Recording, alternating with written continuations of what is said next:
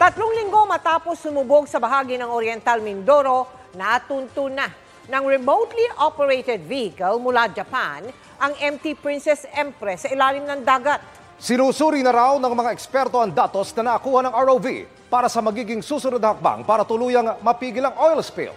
Sa gitna niya, nag-issue ng subpoena ang Justice Department sa ilang ahensya, kabilang ang Marina at Philippine Coast Guard para dumalo sa investigasyon kaugnay sa lumubog na barko. Narito po ang sanib puwersang pagtutok ni Salima Refran at Chino Gaston. Matapos ang ilang oras na pagsisid sa madilim at napakalalim na karagatan, natagpuan na ng remotely operated vehicle o ROV mula Japan ang lumubog na MT Princess Empress sa lalim na 400 meters. May 15 kilometro mula Hilaga Silangan ng Mindoro. Kinokontrol ang ROV na PAMI, pangalang Hakuyo, mula sa mothership nitong Shin Nichimaru mula pa sa Japan. Sinuri ng ROV ang barko at tiningnan kung ano-ano pa ang pinagmumulan ng tagas ng langis na kumalat at umabot na sa napakahalagang biodiversity site at marine protected area ng Verde Island. Pero may limitasyon daw ang kayang gawin nito. Ang locate lang at sabi may kakayahan siya mag-patch up eh. Kung halimbawa ang behol, ang maganda lang sa ROV, meron ka ng 3D image ng barko.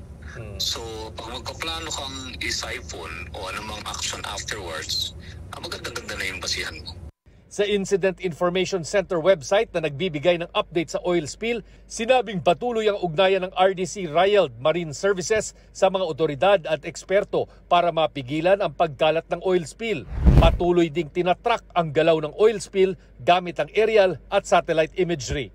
Ayon naman kay Oriental Mindoro Governor Homer Lito Dolor, hinihintay pa nila sa ngayon ang opisyal na report kaugnay sa nakuna ng ROV bago magsagawa ng nararapat na hakbang sa barko. Inaasahan natin na makakapaglabas ng opisyal na report ang kumpanyang ito in 3 maximum of 5 days. Kasalukuyan din mayroong 2 consultants, mga experts na nakasakay sa barkong ito, nagsasagawa ng pag-aanalisa ng laman ng barko ayon na din sa pagkakakuha ng ROV.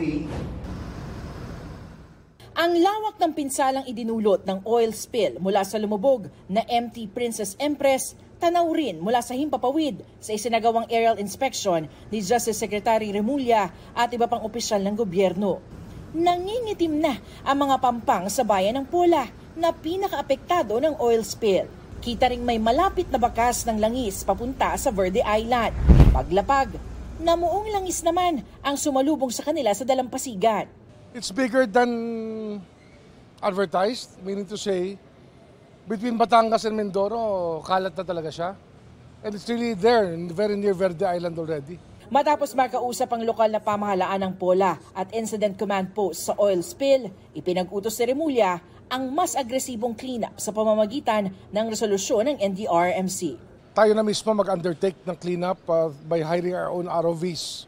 And if there are insurance policies that will allow them to reimburse us, so be it. Kasi habang kung meron pang mahihigop na naroon na makakawala, it's better that we do something about it. Nag-issue na rin ng subpoena ang DOJ sa Marina, Philippine Coast Guard at Philippine Ports Authority Limay Bataan na pantalan kung saan kinarga ang 800,000 litro ng industrial oil para dumalo sila sa case build-up meeting at magpakita ng mga dokumento. Para sa GMA Integrated News, Salima Refran. Chino Gaston, nakatutok, 24 oras.